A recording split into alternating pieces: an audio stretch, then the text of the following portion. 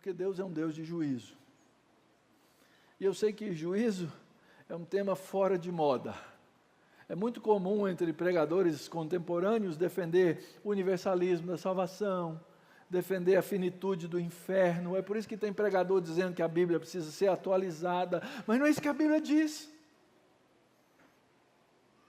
Desde a queda, irmãos, o pecado trouxe ao coração do homem a rebelião contra Deus, e Deus não vai deixar rebelião de graça.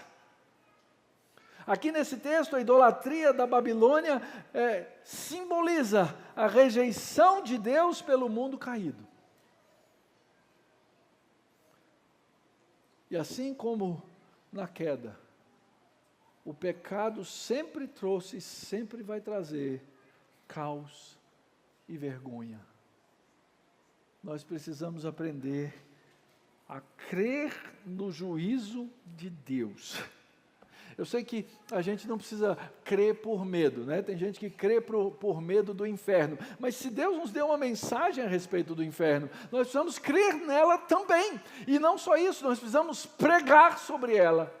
Eu ouvi um devocional essa semana em que era tradição no passado, no mês do Natal, as mensagens bíblicas serem sobre temas diversos, terminando com 2 mensagens no Natal e Ano Novo, que era uma sobre a morte e uma sobre o juízo. Fala assim, mas pastor, no Natal, né? Tanta bolinha, tanto hino, tanta coisa bonita, falar sobre... É assim que o povo aprendia.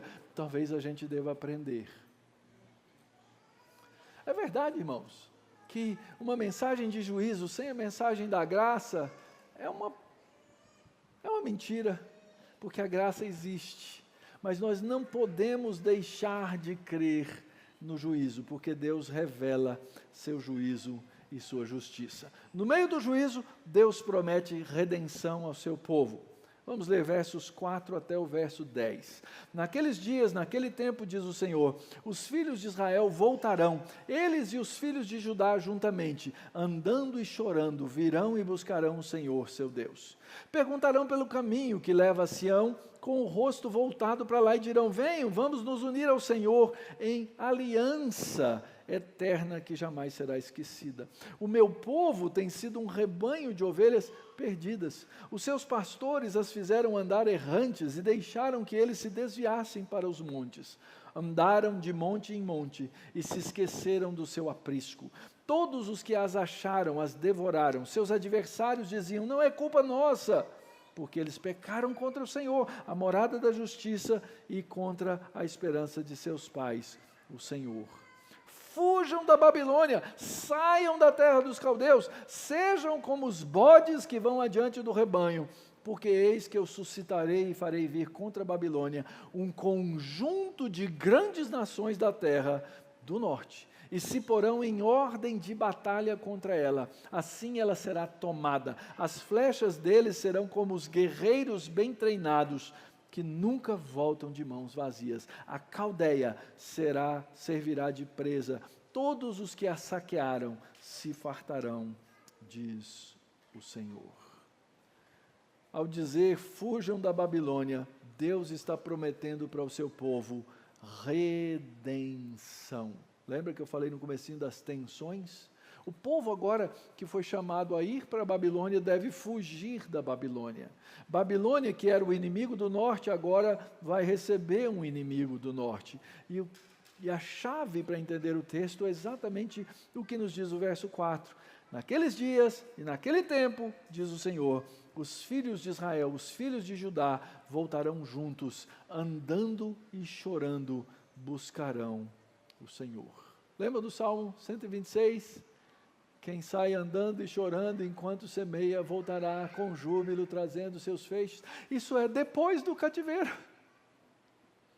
É um salmo de ascensão pós-cativeiro, no qual o povo anda e chora, mas traz os feixes. O texto diz que agora eles vão buscar o Senhor, seu Deus. Eles vão vir com um arrependimento genuíno, verdadeiro, marcado por lágrimas, e com reconexão com o Deus da aliança. É a imagem do povo, né, perguntando, olha, é interessante o que o texto diz, verso 5, perguntarão pelo caminho que leva a Sião. Qual o caminho? porque aquela geração todinha não tinha voltado a Sião. Onde é o caminho? Eu sei que é para lá, mas eu não sei exatamente o caminho. Talvez eles tivessem recitado vários salmos nesse processo. Talvez o Salmo 121, dizendo: eleva os meus olhos para o monte, de onde me virá o socorro? O meu socorro vem do Senhor, eu quero chegar lá na minha terra. O povo buscando o Senhor, o povo perguntando qual o caminho de Sião, o povo desejando aquilo que Jeremias havia dito no capítulo 31, essa aliança eterna. Essa aliança que elimina os fracassos do povo nas alianças anteriores. Um povo com coração de carne ao invés de um coração de pedra. Um povo disposto a ouvir a voz de Deus ao invés de rejeitá-la. E se você quer entender melhor essa aliança eterna, eu sugiro voltar, ler o capítulo 31 e assistir a mensagem que se encontra gravada sobre essa aliança do Senhor com o seu povo. Os adversários, diz aí o texto, diziam: não, a culpa não é nossa, foi Deus mesmo, vocês é que abandonaram a aliança de Deus, a culpa não é nossa. Deus diz: a culpa é de vocês, sim.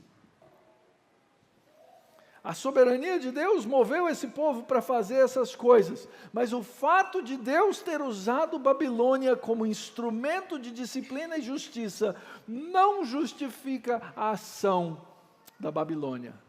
Isso é muito comum, né? A gente sempre tem uma razão, a gente sempre tem um motivo para cometer pecados.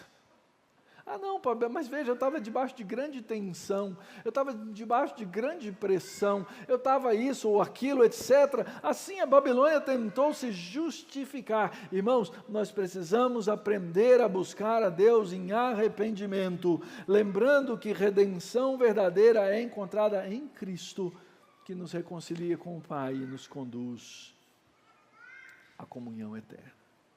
Mas isso compõe a grande história da Bíblia. Se por um lado existe a queda, e também existe o juízo, existe da mão de Deus a redenção. Deixa eu falar para você que quem sabe está aqui nessa manhã e vem lutando na sua vida com o pecado. Meu irmão, minha irmã, a queda não tem a última palavra. Quem tem a última palavra é Cristo. Quem tem o poder da redenção é Cristo, e Deus aqui promete restaurar Israel e Judá, trazendo de volta um relacionamento pactual. Quem sabe a sua vida esteja aí quebrada. Quem sabe você esteja aí lutando, sem conseguir falar com Deus, sem orar, sem ter comunhão. Talvez você até esteja na igreja, mas sua vida esteja quebrada. Deixa eu falar para você. A última palavra é de Cristo, a última palavra é de Jesus. O último ato de redenção é do nosso Senhor, Ele vence Babilônia. Aliás, eu queria estimular os irmãos a lerem o livro de Apocalipse durante essa semana, porque na semana que vem, Babilônia vai ser citada várias vezes. Sabe aonde é que o texto, o nome de Babilônia é amplamente citado na Bíblia? No Apocalipse. Mostrando que essa redenção de Cristo é uma redenção final. Por quê? Porque esse Senhor é o Senhor da nova aliança. Então você diga assim: pastor, eu já passei por isso, eu não acredito. Deixa eu falar uma coisa, e a próxima parte do nosso texto. O orgulho é o que leva à queda. Foi isso que aconteceu com Babilônia. O orgulho das nações leva à sua queda. A mesma coisa se aplica a nós. Leiamos, verso 11. Ainda que se alegrem e exultem, ó saqueadores da minha herança, ainda que saltem como um bezerro no pasto e fiquem rinchando como um cavalo fogoso, a mãe de vocês, Babilônia, ficará profundamente envergonhada. Aquela que os deu à luz será humilhada. Eis que ela será a última das nações, um deserto, uma terra seca, uma solidão, por causa da indignação do Senhor. Não será habitada, mas ficará totalmente deserta. Quem passar pela Babilônia ficará espantado e zombará por causa do desastre que lhe aconteceu. Ponham-se em ordem de batalha ao redor da Babilônia, todos vocês que manejam o arco. Atirem contra ela, não poupem flechas, porque ela pecou contra o Senhor. gritem contra ela, rodeando-a. Ela já se rendeu, as suas torres caíram, as suas muralhas vieram abaixo. Essa é a vingança do Senhor. Vinguem-se dela, façam com ela o que ela fez com os outros. Eliminem da Babilônia o que semeia e o que maneja a foice no tempo da colheita. Por causa da espada do opressor, cada um voltará para o seu povo e cada um fugirá para a sua terra. Problema de Babilônia, como o problema de todas as nações, irmãos, é o orgulho. Ainda que vocês se alegrem, ainda que vocês exultem, vocês que saquearam a minha herança, o saqueador vai ser saqueado. O texto diz que Babilônia vai virar um deserto. E é bem interessante você observar, e eu já falei para vocês, eu não gosto de fazer essas correlações diretas, mas se você for lá hoje na Babilônia, Babilônia é um deserto.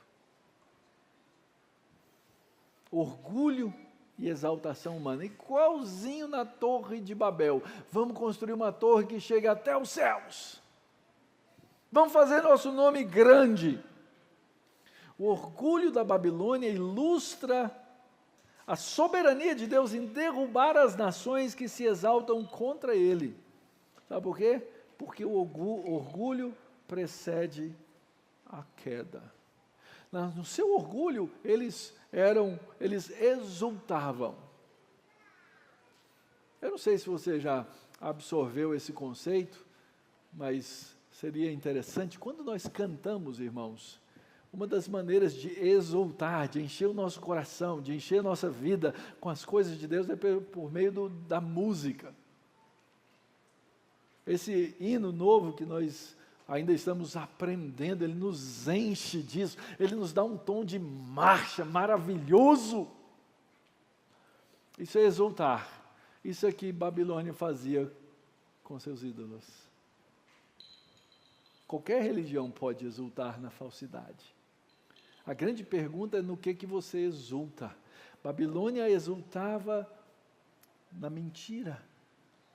O texto diz que eram como cavalos fogosos, correndo pelo campo, rinchando. Uma metáfora do desprezo e despreocupação de Jerusalém, ou da Babilônia com a justiça de Deus. Porém, irmãos, o verso 12 fala com clareza, a sua humilhação é certa, vai se tornar deserto, terra seca, julgamento de Deus, igual foi em Gomorra e Sodoma. Isso vai ser apontado no verso 40. O juízo divino inclui o colapso de Babilônia, inclui o colapso econômico. Tudo aquilo que era riqueza, tudo aquilo que era poderio militar, vai ser revelado como fragilidade. Nós vamos aprender isso, irmãos. Reconhecer que a soberba é abominável aos olhos de Deus. E a humildade e a submissão ao Senhor são as marcas que Deus busca, porque Deus exalta os humildes e resiste aos soberbos.